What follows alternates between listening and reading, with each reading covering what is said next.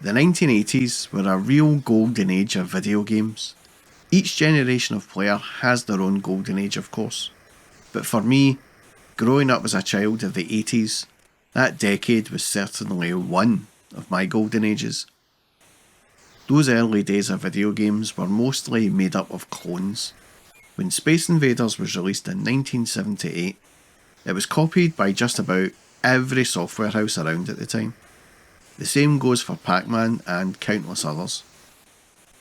But some software houses were not afraid to try and stand out from the crowd. Zaxxon is one of those games that really stood out. Released into arcades in 1982 by Sega, it must have looked so very different from every other game around.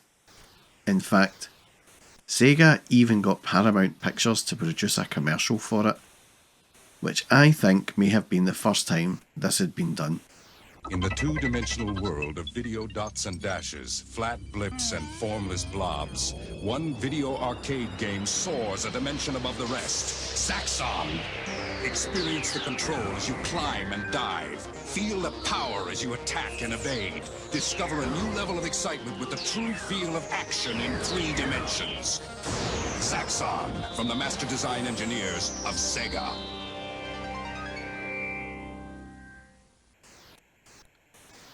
But the first I knew of this game was on a Commodore 64.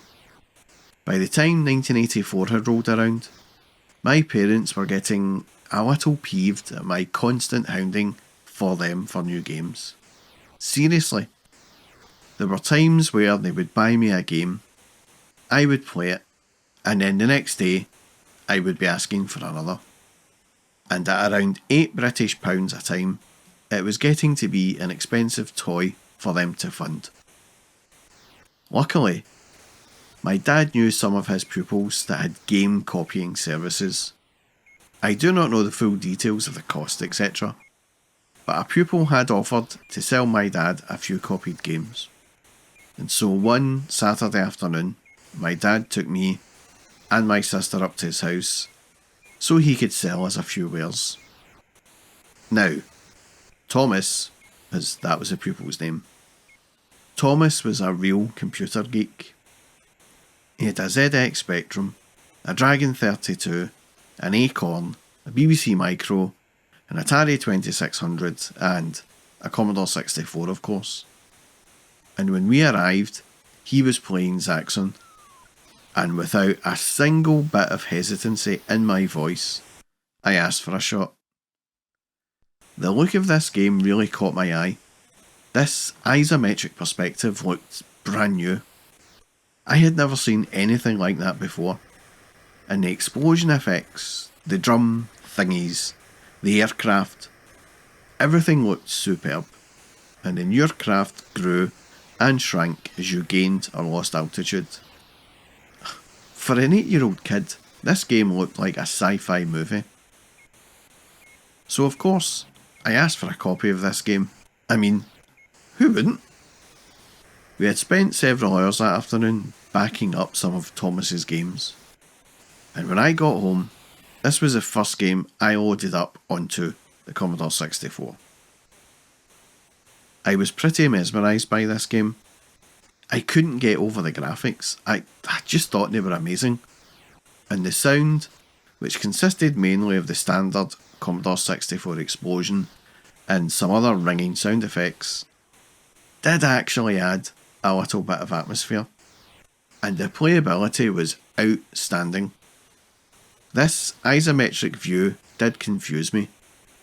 I was only 8 years old, and my brain struggled to comprehend the unique viewpoint of the game. I kept moving the joystick diagonally to move left and right, and I kept flying into the walls. But you soon discover the trick to flying through the gap in the wall is to keep shooting, as thankfully your shots spark when they hit something. So as long as you had no sparks, you were aiming for the gap. This game for me was one of the reasons to get a Commodore 64 in the first place. Having not played any arcade games by this point in my life, I had no idea it was a port, but all I knew was that this game looked like nothing else I had ever played before. and I used it at the time to show off to my mates how good computer games were. A few years later, in 1986, I seen it at the shows when they came into town, and in the arcade, it was just so much better looking. But at first glance, I thought this was going to be like the Choplifter situation, where someone licensed it to make an arcade game. But then I noticed the date, and I was thinking, holy heck, this was out in 1982? I couldn't imagine what gamers thought when they first seen it back then.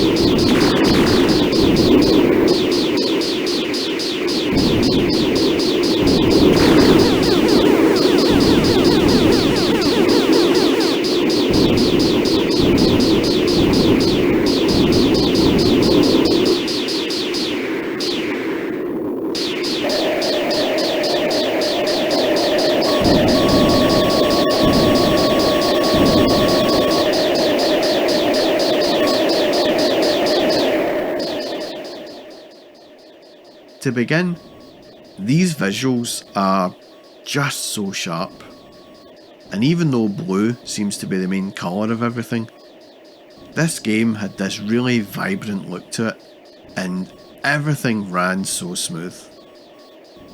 When you fly through the outposts, the look was reminiscent of Tron, or so I thought.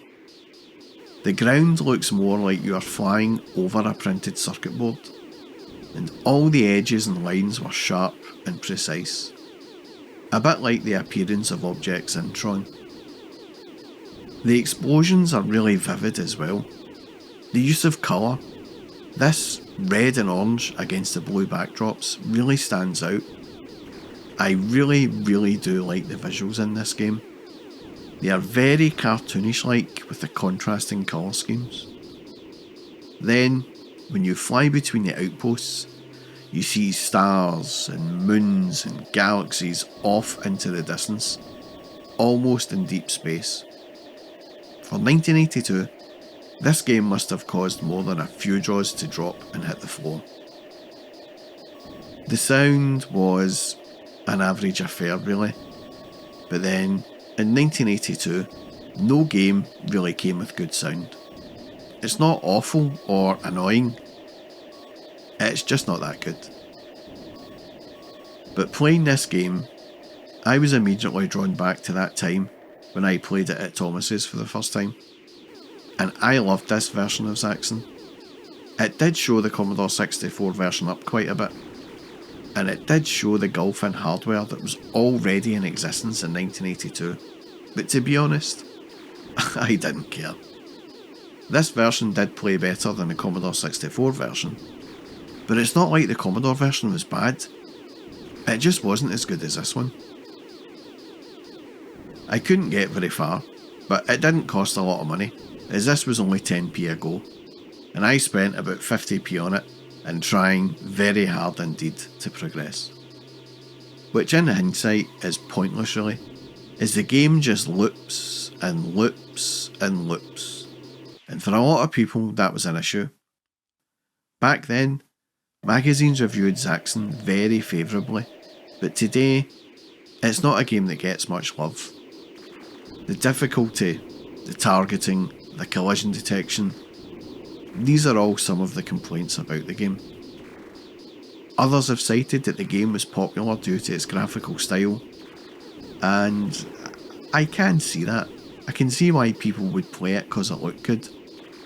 And that is an argument for games today. Hell, I still hear people raving about graphics in a game, even when that game sucks. My opinion in Zaxxon is that it was a good game of its time, and it belongs in that era of games. But because of the great memories I had playing the game, and then discovering it in the arcades for the first time, it will always be a game that I cherish, and I do recommend that you give it a try. if you have the ability to do so, but I do have a word of caution. On MAME, it won't have any sound. You need to download the Zaxxon samples zip file and place the zip version on the samples folder to get the sound to work. And that was my look back at Zaxxon. If you like this video, then please do give me a sub and a thumbs up, or maybe even a comment or two below about your memories of Zaxxon on any format. And a massive thank you to all those who have subscribed and commented on my channel.